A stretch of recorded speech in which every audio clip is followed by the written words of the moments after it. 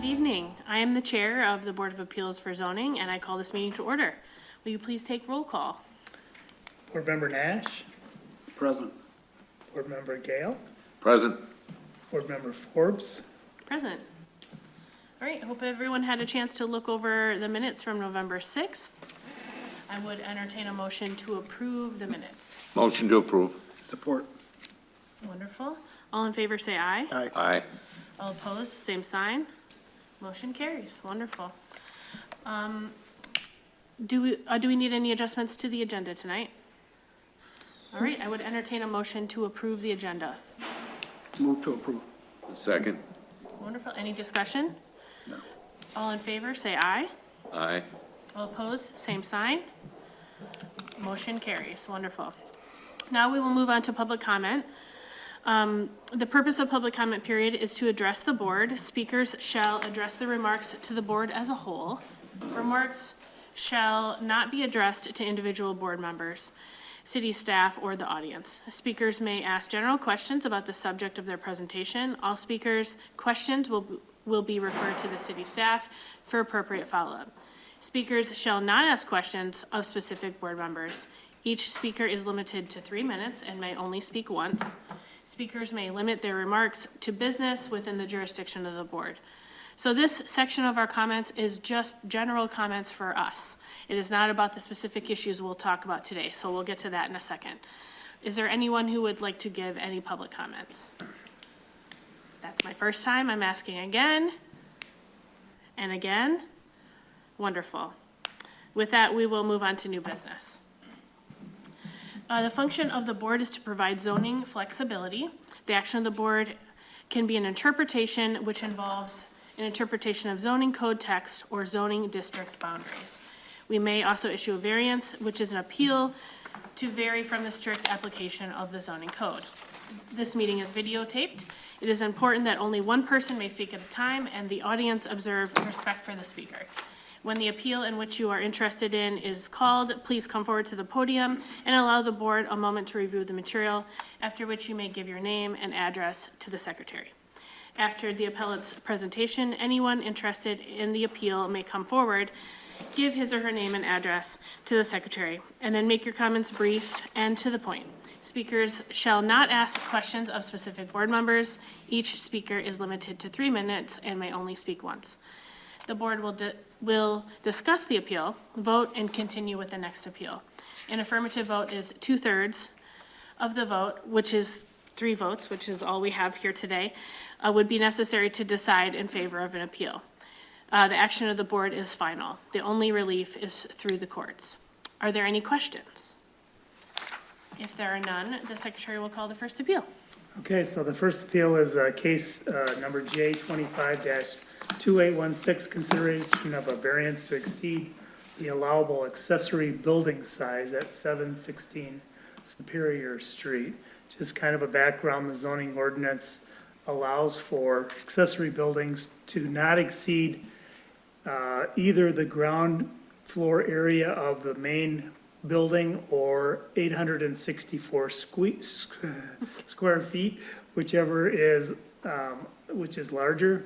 And so this particular building that is being proposed is 1008. was it 1008. 960. or It's right there. oh yeah, 1,008 square feet. It's 24 by 42. 24 by 40 is, it should have been. Oh, 24 by 960. okay, 960.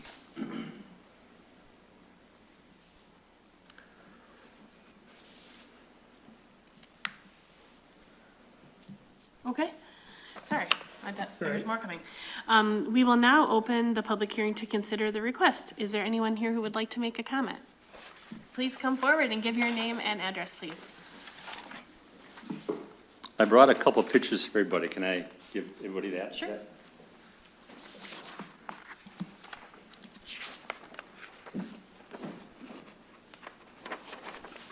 Thank you.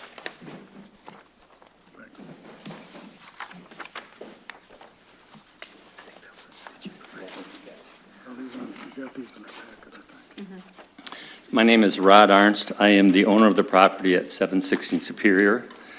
I also have the distinct pleasure of owning the property next door at 710 Superior, which I've had for the past 24 years. Both the house so I'm applying for a variance to build a garage that is oversized. There's not a garage at 716 Superior currently. There's a 200 square foot shed, which I would leave. And the house at 710 Superior is 728 square feet. The house at 716 Superior is 722, 6 foot less, but basically the same thing. And currently at 710 Superior, there is a 24 by 40 garage, which has been there for 25 or more years since I've had it, which is 960 square feet. The first picture shows the house at 716. And the next picture, Mr. Gowling helped me to put this together, shows where the X is. This picture above it is 710. That is the existing 24 by 40 garage. And where the X is where the new garage would go. So the two lots are the same size, the houses are the same size, and the garages would be the same size. My understanding from the numbers is, I know there's two, I guess, guidelines. The lot size is 5,662 square feet. I can fill 2352, which is 40%. The house is 722. I could build up to 1630 of structures. The shed is 216, so theoretically I can build up to 1414 of structures, and this would be 960. So I'm over what would be the normal thing, but still under what would be theoretically allowed by the state or covering ground. I guess those are the main facts. I know I've got 3 minutes. I don't know if there's anything else you need to know, but it would look just like this in the picture. And trying to improve the area. Around the corner from me is a house all boarded up, so, you know, obviously this adds to the tax base and kind of helps, but I plan to keep the house at 710. If you ask why I'm a organized hoarder, I don't say Burger King wrappers, but I have cars and things, and that's why I'm building garages, which seems a little ridiculous, but it's what I like to do, I guess, as some of you know. I'll entertain any questions, if that's clear, go over some of the numbers again. No, I think that's clear. Does anyone have any questions? During a public hearing, you actually can't have back and forth. Oh, Okay. never mind that. Sorry.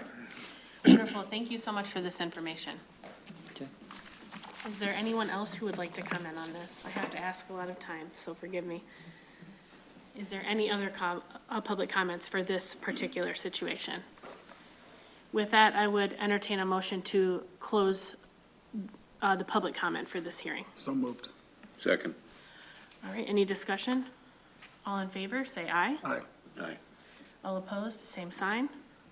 Motion carries. Thank you. With that, I would entertain a motion to issue a variance so that we may discuss.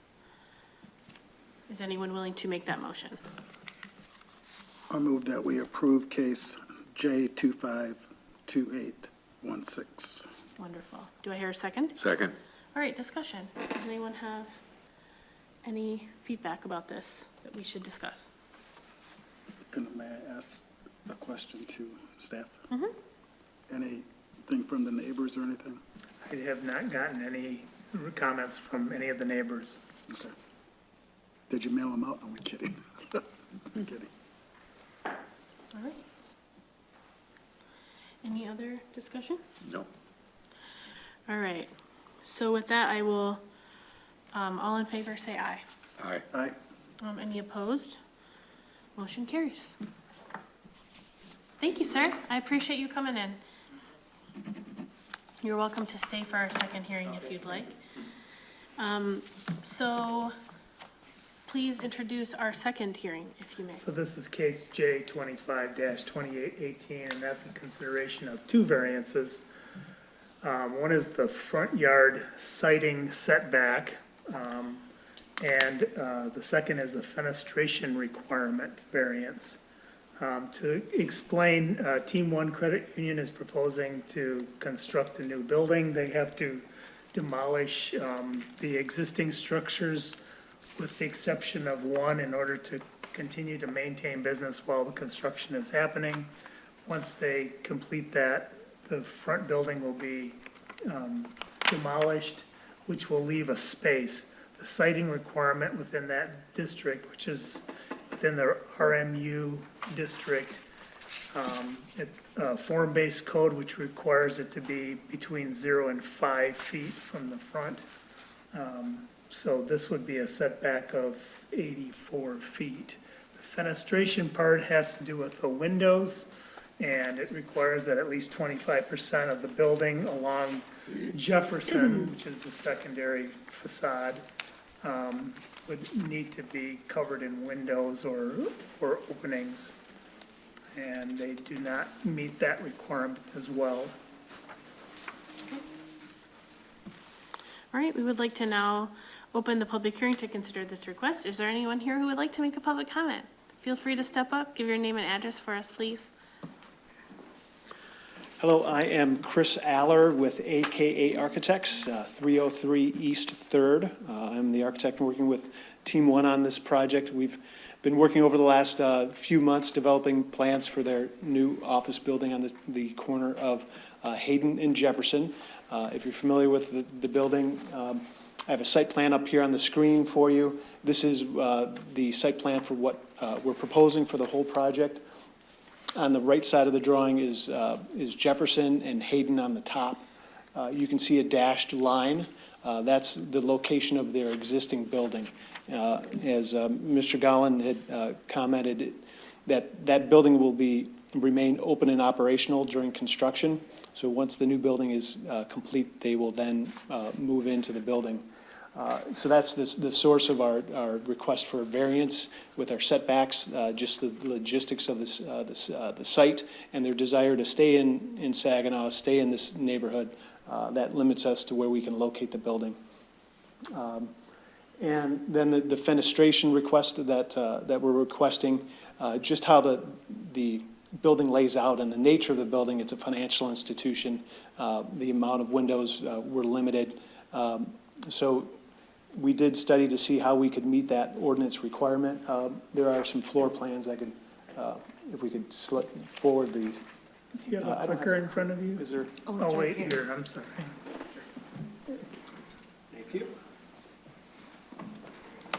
I'll try to be quick here. So this is the first floor plan of the building. On the first floor is a new branch for the credit union. Obviously, wants to be a limited amount of windows for the nature of that building. We did take a look at providing the required, ordinance-required fenestration, but that would cause us to put more windows in bathrooms. We have a large, on the right, excuse me, let me go back. On the right side of the plan, we have a community room. So that's a room for 200 people that will be used for the credit union itself and also open for public use as well. If we provided the required amount of windows, we wouldn't have a wall for a screen or a presentation. And then the other room where we could provide windows is a fitness room for employees, and it would have been all windows on that side and not very practical for the people that would use the space.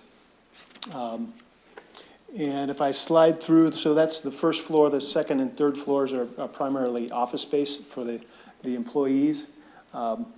We do have some renderings of what the building will look like. So with the front yard setback being 80 feet, we did provide a landscape plaza out in front of the building and a small pocket park. So that's kind of the trade-off. Seeing that we couldn't meet that zoning requirements, we did provide that public benefit. And then you can see that the top left image is the view from Jefferson. It's still an open and inviting, welcoming, pedestrian-friendly building, even though we're not meeting all the zoning requirements. Wonderful. Thank you, I appreciate that. I may want to add that the planning commission has reviewed this plan and has approved the site plan contingent upon your granting of these variances. Great, thank you. Are there any other public comments? Good evening. My name is Dana Tell, President, Team One Credit Union, 520 Hayden Street. Just want to take a minute to say that we are excited for the possibility to present something to the community that furthers our commitment, something that we believe is stunning and is really a modern attempt at transforming how we provide services in this area for our membership, make it more inviting.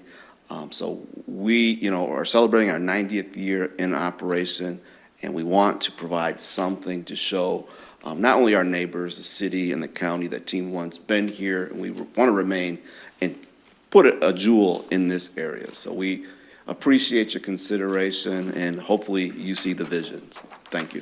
Thank you, sir. All right, is there any more public comment? Is there any more public comment? Yeah, I have one. I received an email from Alex DePerry. He is the owner of 505 Millard, which is the building directly to the south of the parking lot here. And he said that they strongly support Team One's application for the site plan approval. This would be a great addition to the Cathedral District. Please convey this message to the Planning Commission and Board of Appeals. So, wonderful, thank you. Will it be done in time for the June festival? oh, wait a minute. Can't ask questions during. I public know, I hearing. was Yeah. just joking about that. If only. I'm sorry. He's not that fast. All right, so with that, I would accept a motion to close the public hearing for this situation. So moved. Second. Wonderful. Any discussion? All in favor, say aye. Aye. Aye. Any opposed, same sign. Motion carries.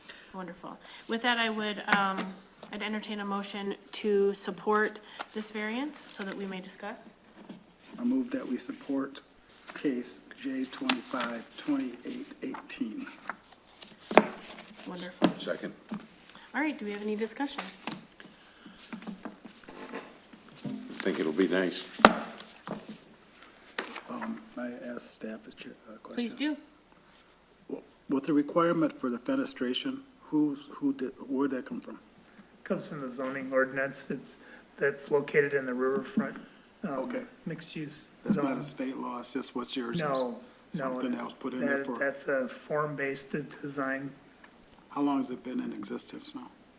The form-based code, since 2017. 2017. Okay. I mean, just saying that some situations you don't want all those windows, Right, yep. so everyone's gotta be different. Yeah, I agree. It sounds like there are great reasons for why it just didn't work, and it looks like a beautiful building. And I'm thankful that you're investing in the city. All right, and with that, let's do a roll call vote, so we do it the right way this time. So we need to state our vote and our reason for the vote. So if you may call roll call for me, please. Commissioner Nash, or Board Member Nash. Okay. Yes, yay. This would be a very good addition to the city, and staying in the cities would be an asset for everybody around. And Commissioner Gale? I think, I'll go yes also, and I think it would be a fine addition to the area. It looks very nice. New buildings are an improvement in our city. And Chair Forbes? I vote in support as well. Based on our review criteria, I think that this is an acceptable exception. And with that, the motion passes. Since I now realize that that I made a mistake on the first one, should we go back and vote again, or you think it's okay? Okay. They approved it. Yeah, it's an approval, so. I just wanted to make sure. They're not gonna be appealing. Yes, they Clearly want they're to not. appeal to Gay to deny All it. right, wonderful. And there's so few of you that I think staff heard each vote quite clearly. That's true, we did talk. All right, wonderful. All right, is there any old business to come before this body? No. With that, we stand adjourned. Thank you so much for coming tonight. We need a motion to Need a adjourn. motion. Do I hear a motion to adjourn? Motion to adjourn. All right, do I hear a second? Second. Wonderful. Any discussion? All those in favor say aye. Aye. All opposed, same sign. Thank you.